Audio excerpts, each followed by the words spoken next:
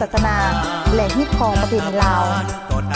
ประธานไก่สอนพงษ์วิหารได้ก้าวเข้าสู่กระแสฟองแห่งการปฏิบัติเริ่มจากการเข้าร่วมเป็นสมาชิกสมาคมสาวหนุ่มปูซาเวียดนามในปี1944ท่านได้ประกอบส่วนอย่างห่าวหันในขบวนการเวียดมินต่อมา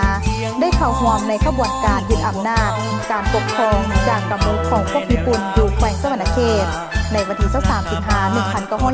1945 จากนั้นในวันที่27 กุมภาพันธ์ 1948 ศูนย์กลางพรรคคอมมิวนิสต์ยูจีนได้ตกลงสร้างตั้งกองตะลุมบอลเขตล้าวเหนือประธานไก่สอนพงษ์วิหารได้หับมอบหมายให้เป็นหัวหน้ากองตะลุมบอล7 หน้าที่ก่อสร้างห้างฐานการเมืองจัดตั้งกำลังของศัตรูย้อนได้ผ่านการฝึกฝนทดสอบอย่างละเอียดละเอียวในขบวนการปฏิบัติวันที่ 6 มังกร 1949 ประธานไก่สอนพงษ์วิหารได้สมัครเข้าเป็นสมาชิกพรรคคอมมิวนิสต์อินโดจีน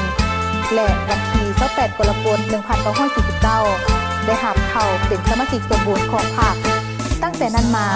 ประธานไก่สอนพงษ์วิหารได้ก้าวเดินไปตามเส้นทางอันสว่างไสวของการปฏิบัติตามลัทธิมาร์กเลนินด้วยความเชื่อมั่นอันนักแน่นและด้วยมนต์จิตอันแน่วแน่โดยบ่หวั่นไหวคอนแคนต่อสิ่งท้าทายทดสอบใดๆและบ่ท้อถอยย้อมจำนนต่อความยุ่งยากและภัยข่มขู่ใดๆทั้งสิ้นวันที่20 มังกร